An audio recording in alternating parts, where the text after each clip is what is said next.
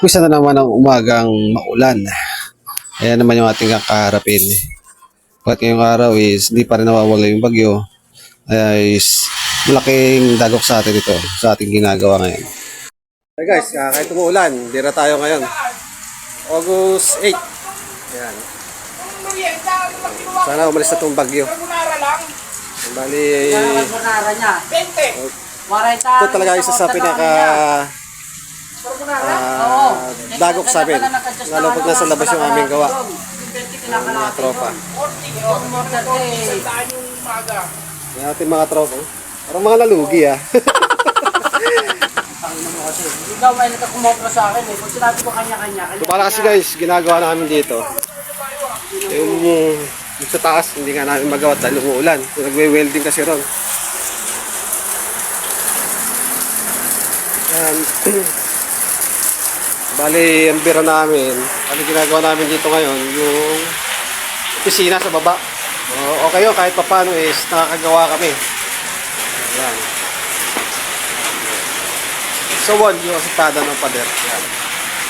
Kakaroon kasi dito guys, ng ano, dito yung opisina. Opisina kasi ito. Yung opisina nasa 3 by 3.5 meter. Gawa namin. Tatrasis kasi rito, hindi talaga ubra. Warehouse pala yung taas na ito. Ayan.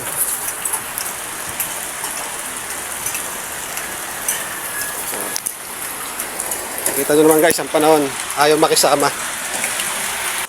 So bali dito pala guys, sa video na to, ginaganap ako na pala itong wall na pag-aasintado na ito. Bali, nagtayo pala kami dito guys ng panibagong wall kasi yung kabilang wall na yon ay wall ng kapitbahay di Madam.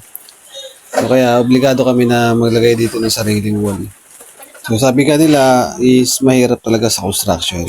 O totoo naman yun guys, pagdating sa construction talaga ay mahirap talaga. Wala namang trabaho na madali, lahat naman yun ay pinaghihirapan. Kaya isa pa sa aming pinakamahirap na sitwasyon ay lalo na ganyan, nagkakaroon ng bagyo. Ay maaari ka pang magkasakit, lalo kung kayo mababasa ng ulan. Yan isa sa pinakamalaking dagok sa amin, lalo na kung sa labas ang ginagawa. At isa pa pala guys, ang isa pang importante dito is dapat kahit pa paano hindi lang isang linya lang yung alam pagdating sa construction. Para sa akin, mas mainam na yung marami kang alam pagdating sa construction, hindi lang isa. Sabi nga, wala namang mahirap na trabaho.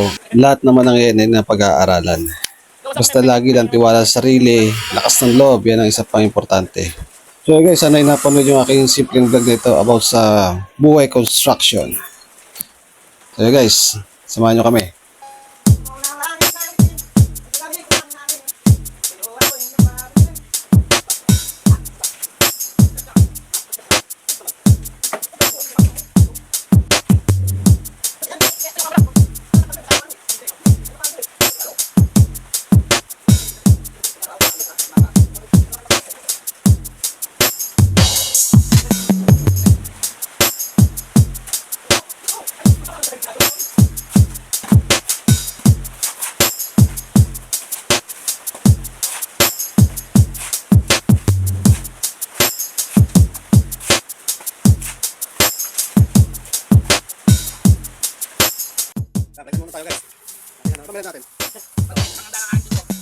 So dito pala guys, inabutan na pala kami ng break time dito. So salamat pala kay Madam na nagpamerienda ng pansit.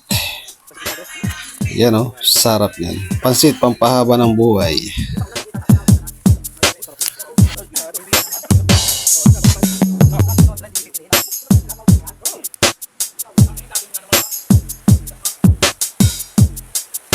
So guys, hanggang dito lang muna pala ang share ko sa inyo about sa buhay construction. Thank you for watching.